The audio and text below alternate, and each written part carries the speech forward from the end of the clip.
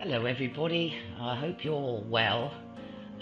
Firstly, I would like to apologise to all of you who I may not have been in touch with recently, but as some of you know, I have had some technical issues back in March when we started this long lockdown. Apparently our telecommunications satellite went out of its normal orbit and we lost satellite connection, so I'm sort of struggling with 3G most of the time and rather sporadic internet, but that's good because I've had the opportunity to do some reading, some of the books that I brought with me, go through some of my old photo albums and notebooks. And so I thought it was time to communicate with you all, and so now for something completely different. A line in the sand is worth two birds that go around the mulberry bush. I think that sums it up today. There's a lot of miscommunication, misinformation, and we are being segregated, so communicating with each other has become even more difficult than it was in the ancient good old days.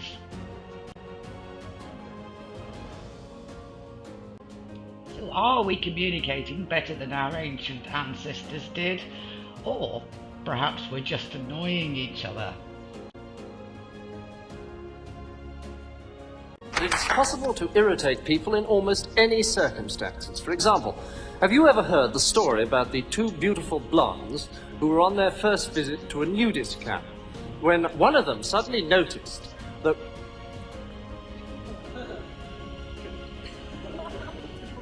Well, I didn't know that he played the violin. And this story also illustrates how irritating mechanical failures are. I spy with my little eye something beginning with S. Sky. I spy with my little eye something beginning with C. Cloud. Yeah. Oh God, I'm bored. I'm fed up with that game. Let's play another game. I know what. What? Hello? This is your captain speaking. There is absolutely no cause for alarm. No, not yet. Let it sink in. They're thinking, what is there absolutely no cause for alarm about? Are the wings on fire? The wings are not on fire. Now they're thinking, why should he say that? So we say... Oh, how are we doing? They've stopped eating, looking a bit worried. Good. Hang on, one of them's going to the washroom. Is he there yet? Please return to your seats and fasten your safety belts immediately, please. Yes. Here he comes, going up the aisle like the clappers. Hello? You will find your life jackets under your seats. I'm sorry, you will find them on the racks above your head. But do not unfasten your safety belts. Great, that was marvellous. Right, gobbledygook. Oh. Yeah. The scransons above your head are now ready to flange. Please unfasten your safety belts and press the emergency photo stamps on the back of the seats behind you. Marvellous, milling about, climbing over the seat. But do not leave your seats. Do not panic. Tea will now be served. Inflate your life jackets. And extinguish all cigarettes. Please remove the luggage from the racks above your heads and place it on the racks on the other side of the aircraft. Except the hand luggage, which you should sit on. Now the look. Hang on. What? Hang on. What? They've all jumped out!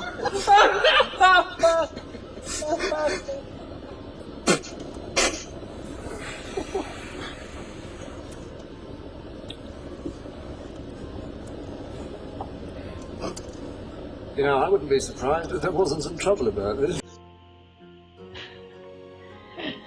Very very funny old sketch that I managed to find in my archives, but really it's also the epitome of how the powers that be enjoy trying to control the movements and attitudes of the masses, especially gobbledygook, say no more.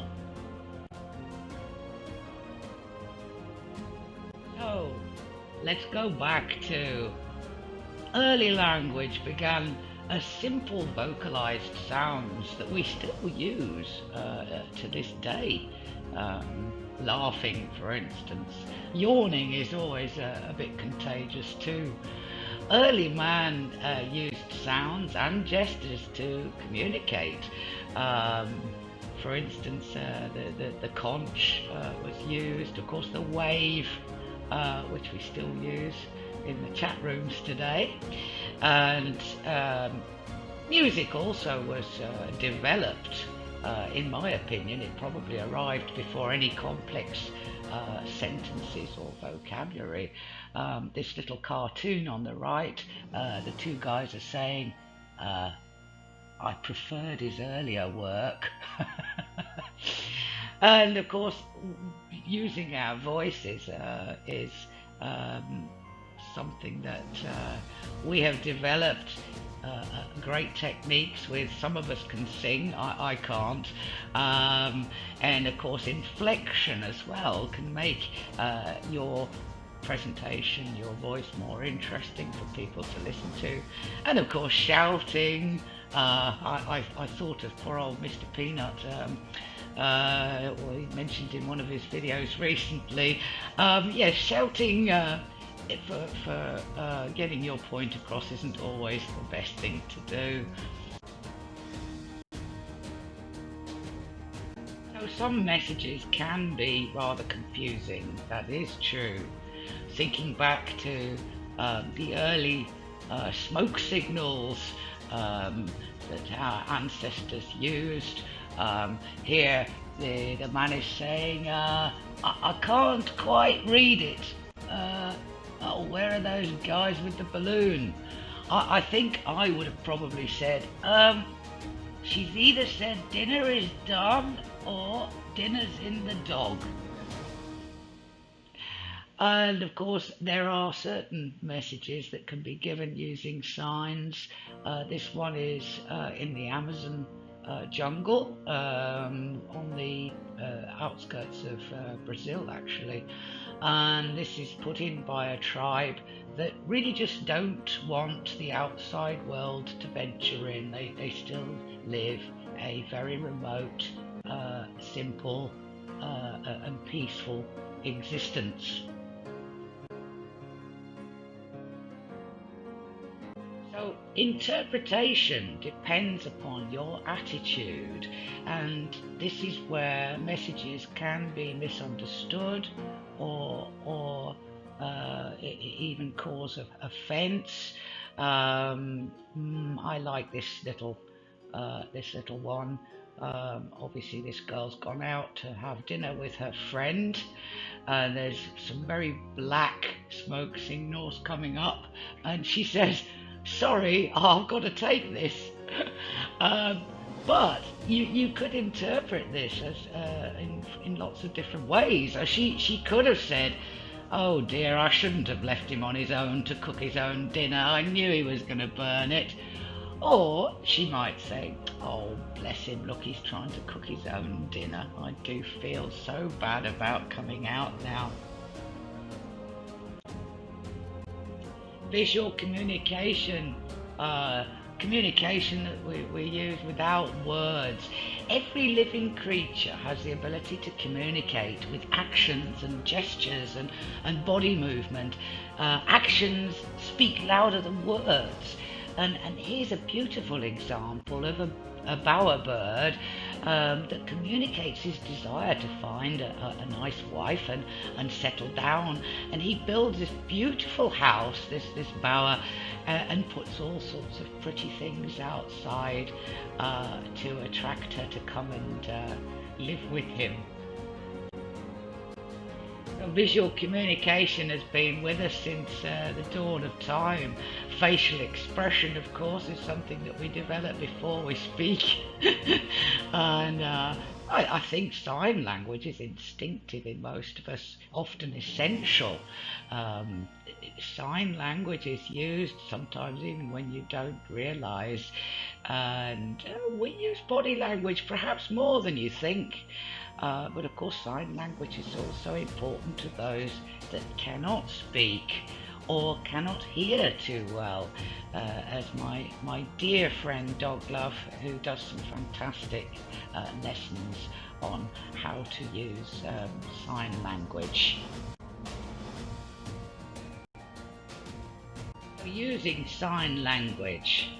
Well, I remember a long time ago, many years ago, I read a book by Lorenz van der Post, and it was about the Bushmen of the Kalahari Desert.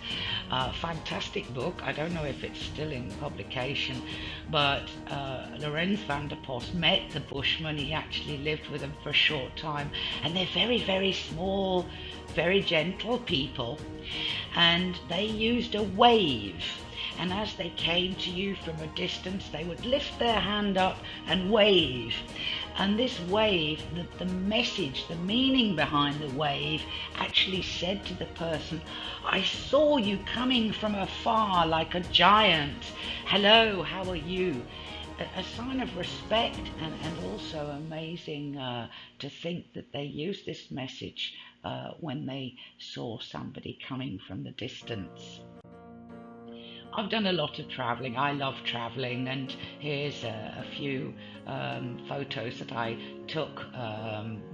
I don't remember what year it was, but I remember I visited Cornwall and Dorset and Devon, and I went to the Cheddar Caves. Here's some photographs, and I love caves. I've been to many caves around the world and always find them with this amazing energy and beauty. This is like a mirror you see down here, and the water in there is not very deep. It looks like it could be a big chasm, but in fact it's probably only a couple of centimeters deep. I'm sorry, the photo is rather faded because it's very old. So caves, well, going back to our ancients, this is the famous hand stencils in El Castillo, which is in France, and Alistair Pike said, we find hand stencils that are formed by blowing paint across the hands pressed against the wall of the cave. Isn't that just incredible? I mean, it's not just artistic, but it gives the message to us. So many thousands of years afterwards, there were lots of people that loved this cave and went to it and visited it, and perhaps even communicated with each other, told stories to each other. Who knows? But at least we know that they wanted to send their message for the future generations to come.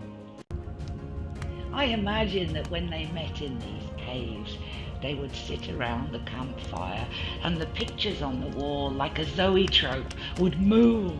You know, it was probably the earliest thing they had to cinema. And imagine these pictures would, of course, help them enhance their stories, and they would tell these stories about the animals that they'd seen and the quests that they'd been on. So they could all read.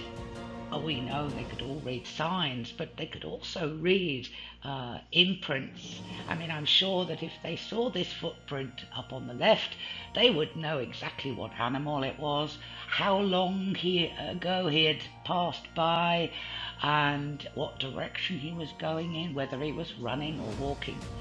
We can still do that. If you see footprints in the sand, you know that someone has walked there before you.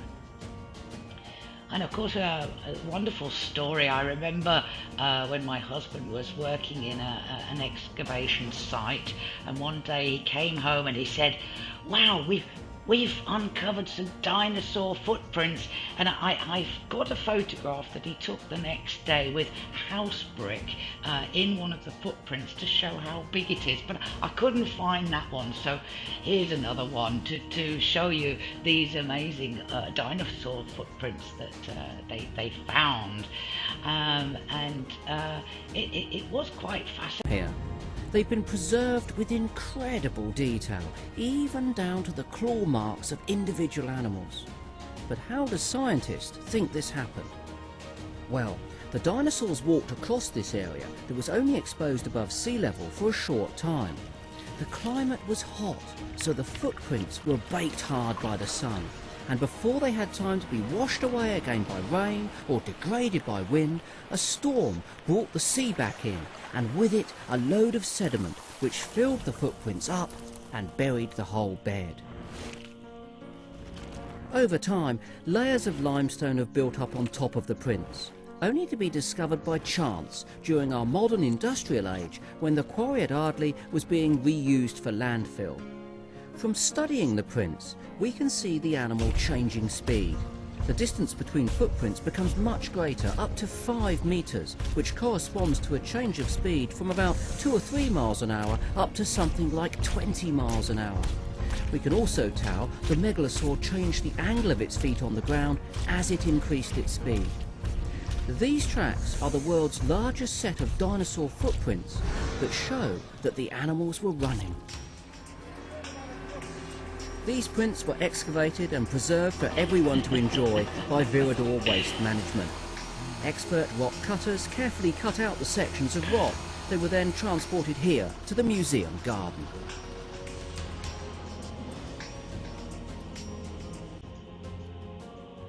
There we go. And my husband was actually, I think, driving the forklift there.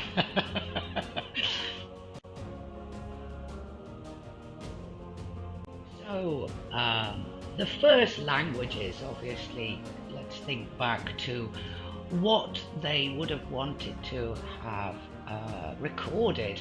And I think probably the stories that were told, that were passed down through generations, were perhaps some of the first.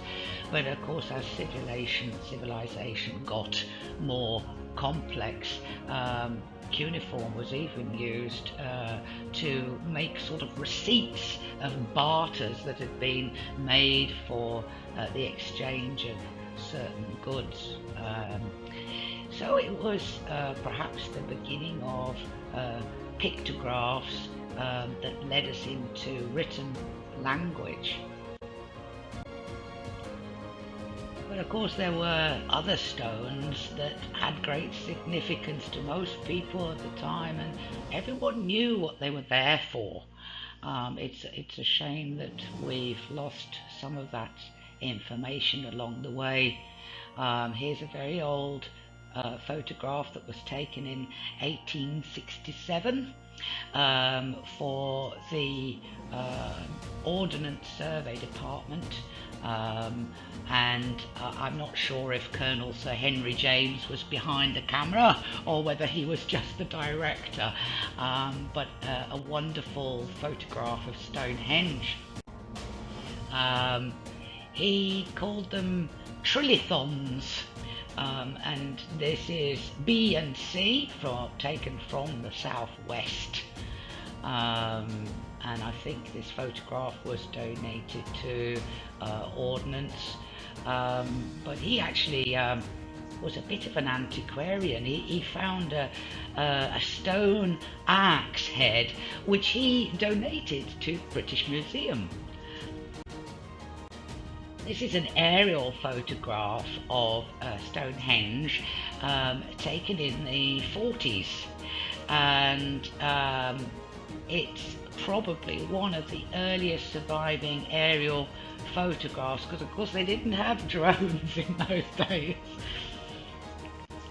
And here's another photograph that was taken a little bit later, and this belongs to Diane Glenn, and it was taken in 1939.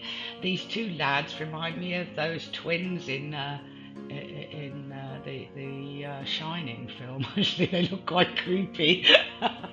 But I remember the road being there, and I remember the fence was just like this. You could just reach over and touch the heel stone. Of course, it's not like that anymore. In fact, that road's not there anymore either.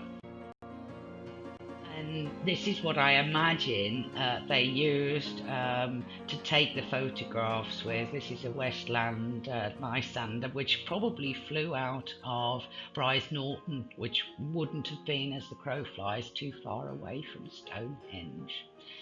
This is courtesy of the Imperial War Museum.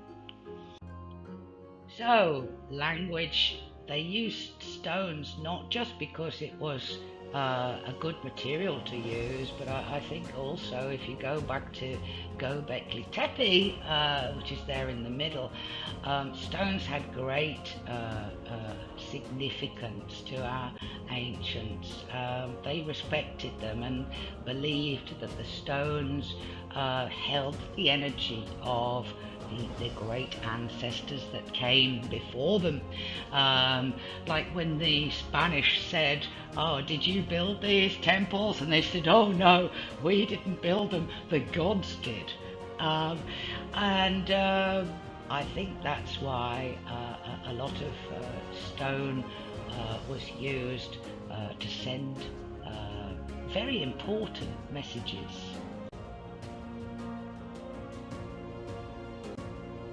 What I still don't understand, if some of you remember my old video from a few years ago, is what on earth is this handbag? It's in Gobekli Tepe, it's in the Sumerians, it's in Peru.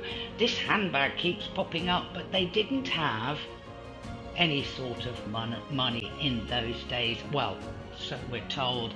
So I wondered whether it might have seeds of knowledge in it. Who knows? Who knows?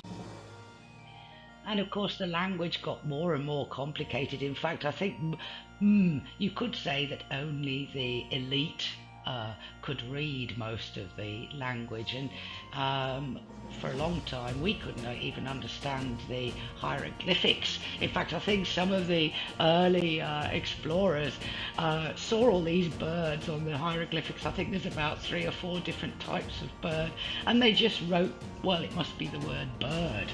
They had no idea, of course, that each of these birds had a different meaning, and of course they could also indicate phonetic sounds, which the Egyptians would make a little mark to identify the fact that they were actually about to spell a word. Then of course the Rosetta Stone popped up out of nowhere. Many years were spent trying to decipher it, but of course because it had 3 different languages on it, all telling the same story, it made it a lot easier to decipher the real message that was on the stone. And we still use these symbols today. Of course, we've all got these tablets, tablets and mobile phones, but we still understand basic symbols. Here's some airport symbols. I'm sure everyone would understand around the world. This means a lift. This is a departures, a plane taking off. Check-in with your baggage to be weighed, and of course arrivals with the plane crashing down into this line. Of course, we also use letters, abbreviated letters, which I must admit I've had to learn, thanks to friends in chat rooms who have taught me what BRB means, and GTSY, I think it is, and of course LOL. I didn't know what many of these mean, but I did know what a smiley was. And of course the thumbs up, which I think is an internationally known symbol now. So emoticons apparently started. There was a great craze back in the 90s where it was cool to basically do 2 dots, a dash and a curvy bracket, or perhaps the greater than sign, which would make a smiley face. And then of course texting dictionaries and applications started. It started to become quite cool, and we got new words in the language, like swipe right. And of course this is a symbol on the left that people did with mobile phones, but before we had SMS. And of course the selfie. Here's Mr. Bean taking a selfie on his trip to America.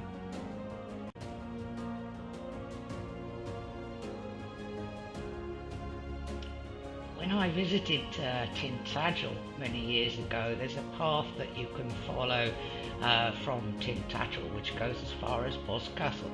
And this, I found these carved into the walls of the rock, and it's a symbol. It must mean something, but I don't think we really have any idea what it might have meant. And here's some other signs. This is from the Tellinger site, of course, in South Africa, which I'm sure you will know. This is another one that's recently been found in what would have been known as Assyria.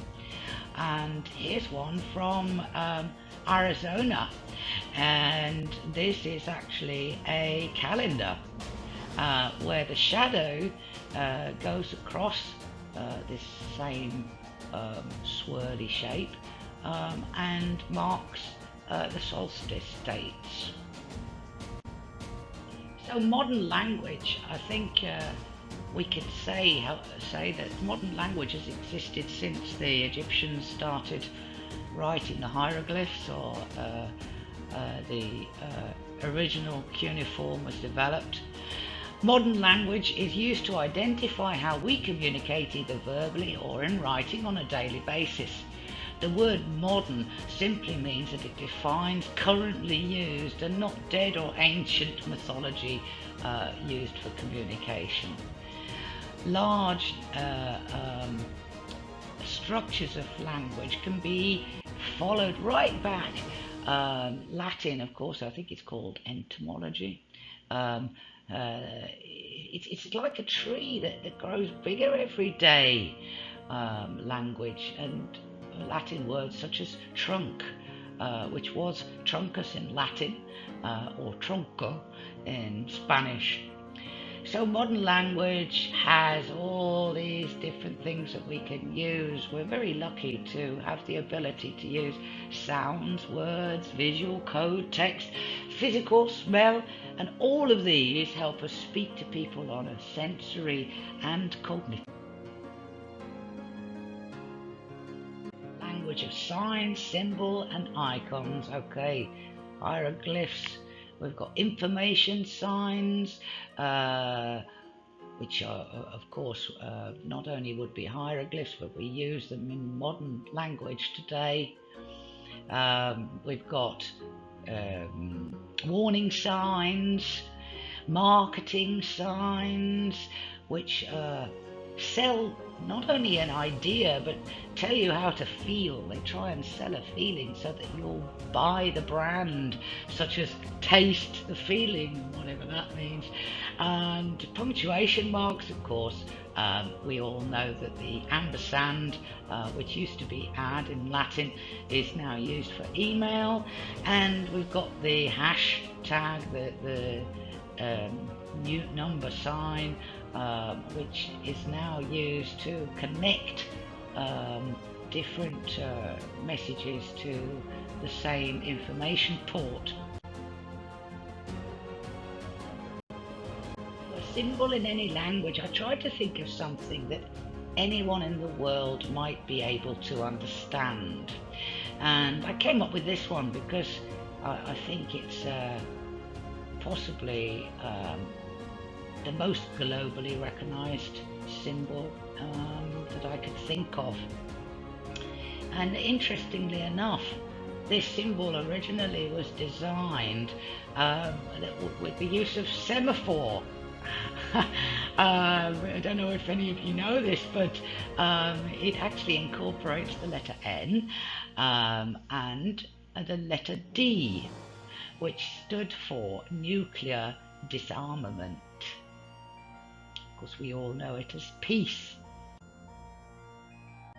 Long distance communication, okay, semaphore was one. The early man used smoke signals, and of course then Morse code was developed.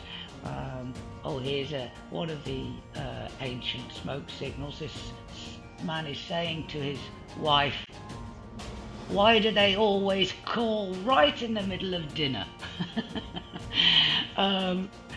So we've talked about semaphore, we've talked about Morse code. 30 some years ago, possibly 40, nearly 40 years ago, I worked as a telex operator. This was a machine that used a coded tape. You had to make the tape by punching holes in it, and then you fed it into the machine, and then the machine would rattle off. It was a very noisy, clattery thing, and it would send a message to the other side of the world. It was incredible, and it was very difficult to use. And of course, if you made a mistake, it wasn't good, because you punched holes in paper. But there's a bit of the tape. We've come a long way since then, I think. And then now, of course, we have satellites. Well, when they work, don't disappear off orbital line, and of course computer code and Wi-Fi, which I think everybody is using. So text isn't just SMS. We write words, we can write numbers, sentences, paragraphs, alphabet, punctuation. Text, of course, can be body text, which will be found in a website or book. Textbooks, which we had when I was at school to learn a certain subject. Formal text, which of course is a business text used for legal documents and business letters. Classical text, which is novels, of course, where you can expand your vocabulary and mind. And then adapted text, which is the modern interpretation, back to that word interpretation, of films and plays.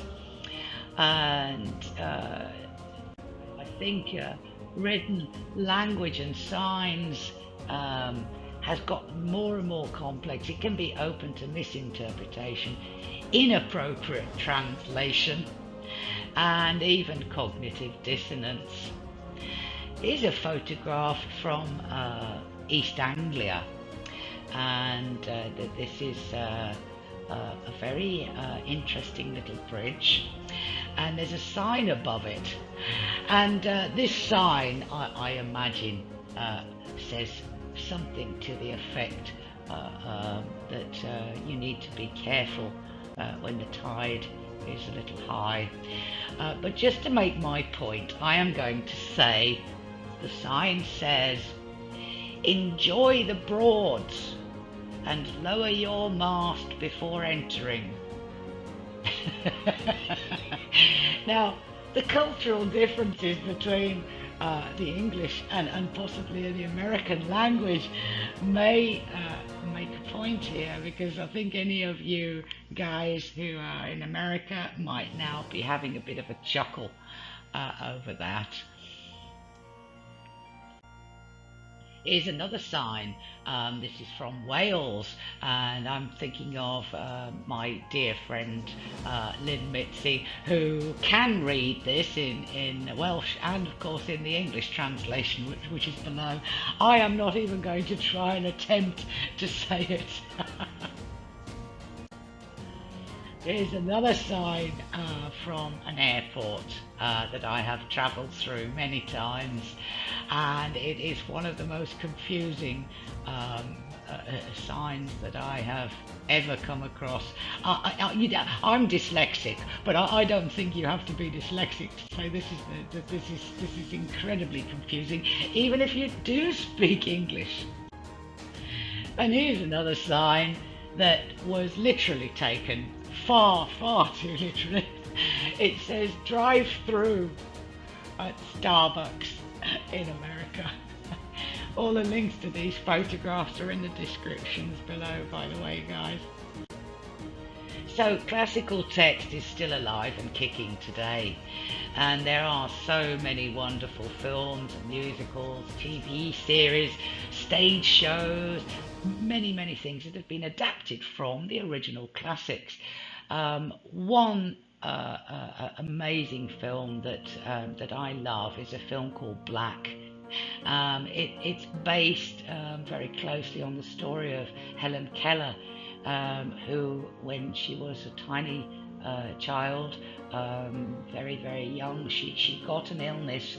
They're not sure what it was, whether it was meningitis or something similar, but she lost not only her sight, but her hearing too. Think about it. She went on not only to learn how to speak English and Hindi, but she went to university and she got a university degree. And she went on to write. An amazing person. And certainly a film well worth watching if you can find it on the internet. I love books, and one or two of my favorites are here on this page. So, communications using smell. Well, animals, all animals, insects and plants, have the ability to communicate using smell, and of course we do too. And it's not just about spraying on perfume, but it could be just the smell of some wonderful soup that incredibly makes you feel hungry. And of course, smelly feet can also be something that you can communicate with.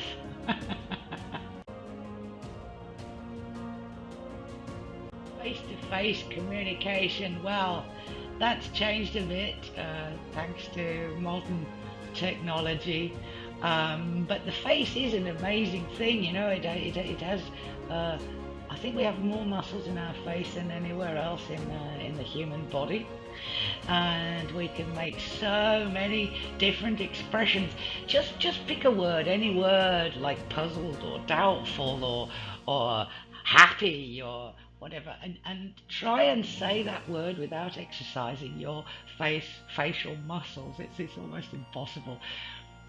But, however, of course, modern technology has given us the ability to communicate in inverted commas face to face across live Skype chats and live chats. And of course, faster connections has made it a little bit better, although we do still get the time lapse. Benny Loco the other day did a fantastic video, and her mouse was definitely not in sync with the sound that YouTube had put on, and it was, I have to admit, sorry Benny, but it was very funny watching you move and speak different words. But we have advanced processes now which do give us this opportunity to join social networks and chat with other live people live. Gamers, of course, can go into these virtual reality worlds where they can become immortal and annihilate the enemy in the most incredibly lifelike ways, and who knows, they might be annihilating the chap who lives next door. I think half the time, who knows, because everybody uses different icon names, but of course this is all controlled, and there are a lot of rules and regulations now, making it more difficult for us to really communicate with each other. So we have to try even harder in more imaginative ways to make sure that people understand our messages. Body language, of course, has been really knocked on the head recently, because we can't go out and talk to people like we used to. We can't get together in large groups, and as my friend Lisa would say, you have to get kitted up before you go out and wear the costume, so that people can't even tell whether you're smiling or not, which I think is a great shame. And of course we are being watched by these dare I say intelligent computers who are trying to learn how it is to become human. And they're watching all our videos, they're listening to us, I know.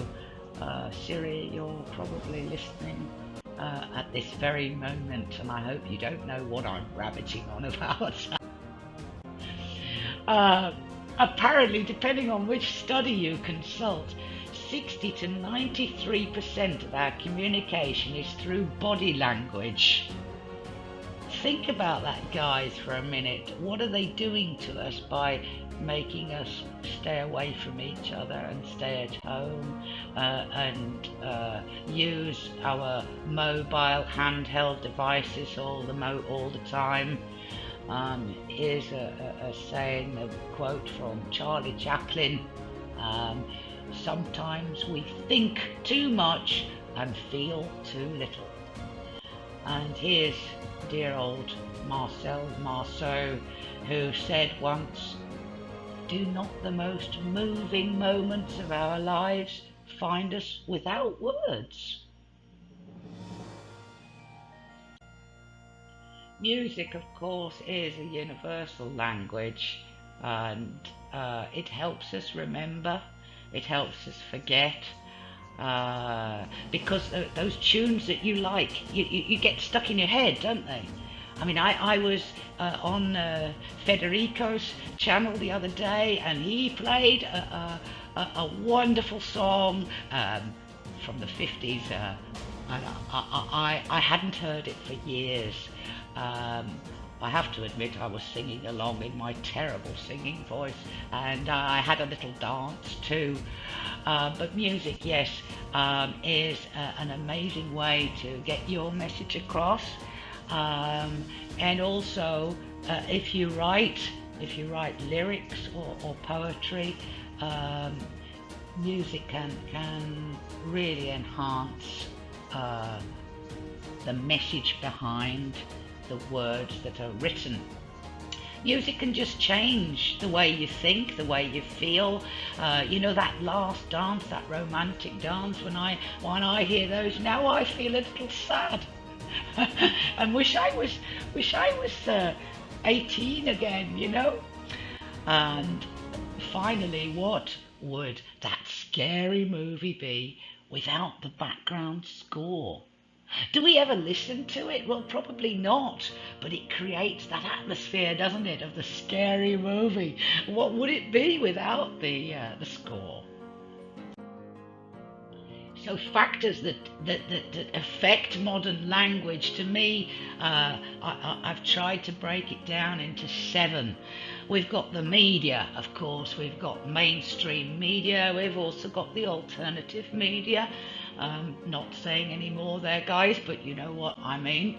We've got internet, we've got television, we've got radio, we've got newspapers, we've got books, we've got social networks. All of that affects how we understand, how we interpret, how we listen to modern language.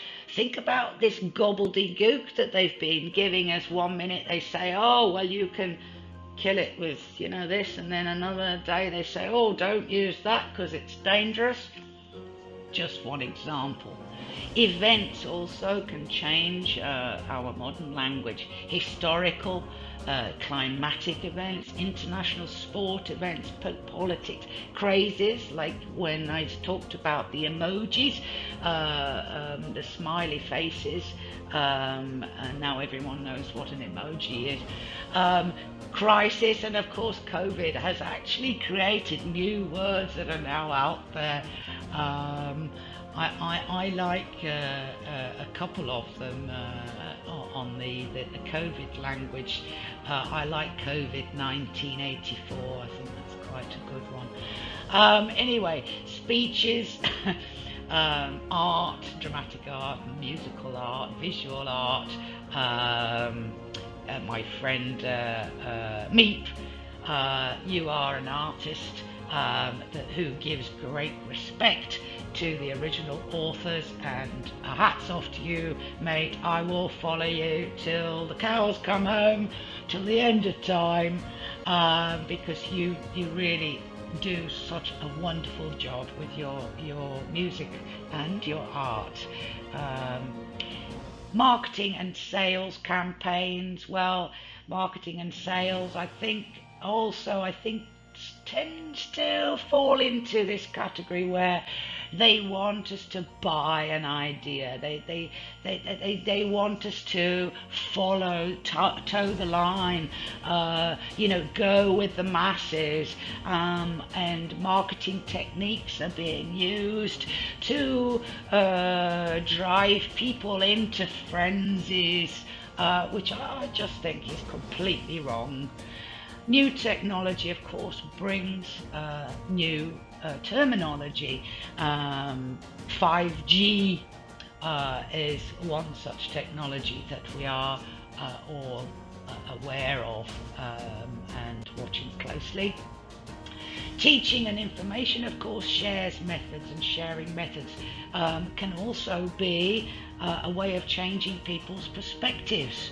I was taught a lot of things at school, and I've had to forget all those paradigms. I've got a completely open mind now, because I don't want to follow anything that anyone tells me. I just will learn and go with the flow and respectfully listen to anybody's point of view.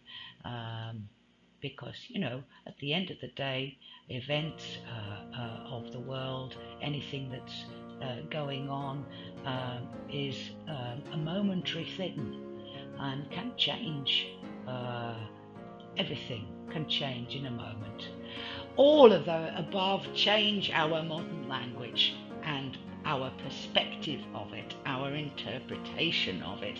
It's constantly evolving, and we must keep up with it if we're going to communicate with everybody without creating the annoyance or the misrepresentation that others want us to do.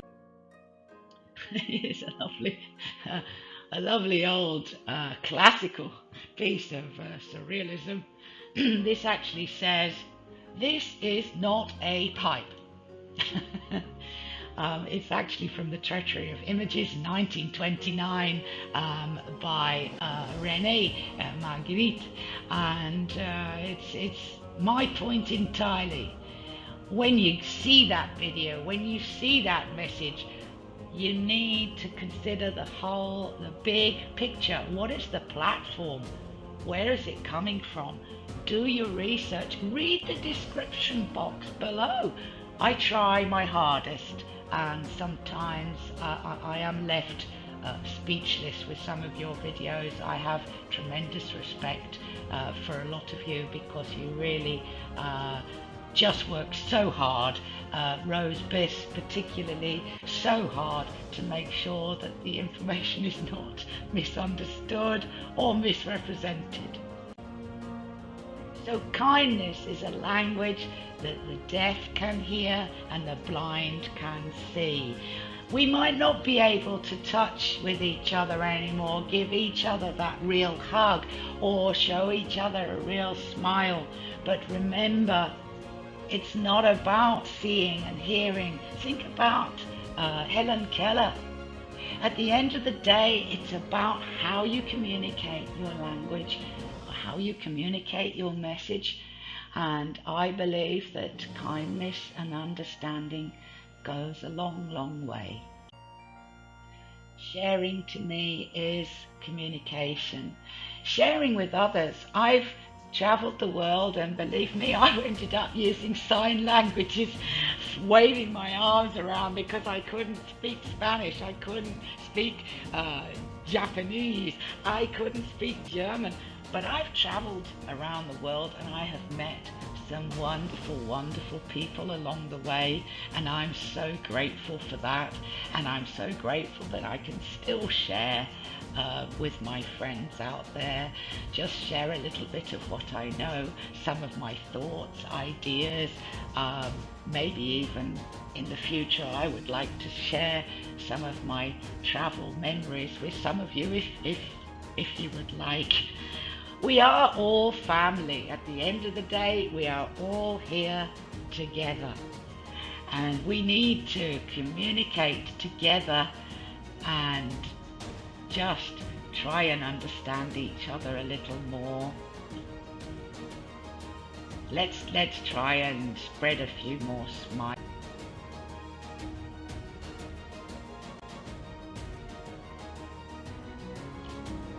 Out of that Stone Age, Bronze Age, we're into the age of communication.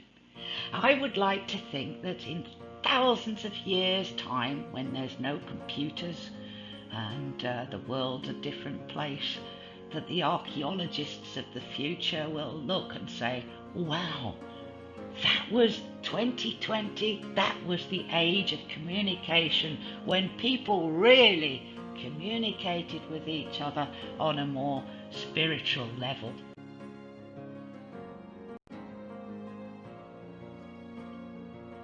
So thank you all for listening, and I'm sending you all a big virtual hug and much love, and I hope you all have a wonderful day and that we can catch up again soon in a live chat.